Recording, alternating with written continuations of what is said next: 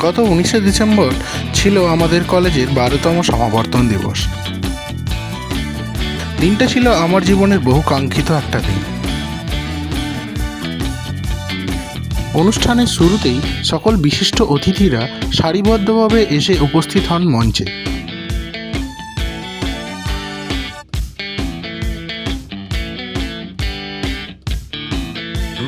আসছিলেন আমার supervisor professor মৌসুমী Basu ma'am. আমার মতো ম্যাডামও আজ খুব খুশি, সেটা দেখেই বোঝা যাচ্ছে। এরপরই শুরু হয় ডিরেক্টর স্যারের স্পিচ।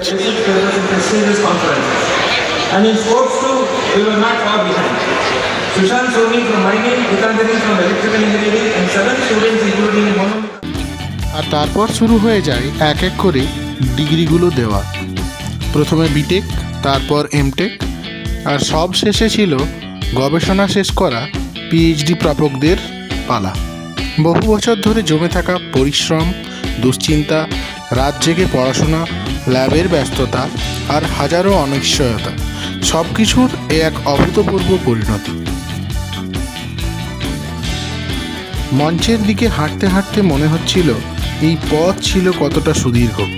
প্রথম বর্ষে নতুন পরিবেশে নিজেকে মানিয়ে নেওয়া, মাঝে মধ্যে পরীক্ষার চাপ, গবেষণার ব্যর্থতা, ছোট বড় হাজারো সাফল্য, সব কিছু মিলে এই যাত্রা আমাকে বদলে দিয়েছে।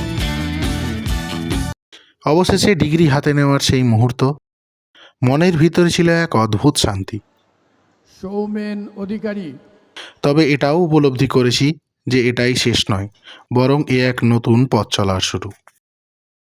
আর তাই তো সকলে মিলে শপথ নিয়েছি, We, the recipients of degrees of the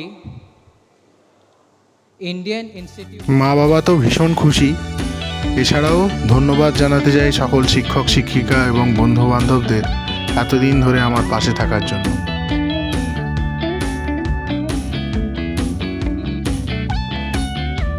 তবে যার অবদান সবচেয়ে বেশি, তিনি হচ্ছেন আমার সুপারভাইজার প্রফেসর মৌসুমী বাসু। উনিও এতটাই খুশি ছিলেন যে আমার জন্য নিয়ে এসেছিলেন একখানা স্পেশাল উপহার, আর সেটা হচ্ছে ওনার হাতে আঁকা একখানা ছবি।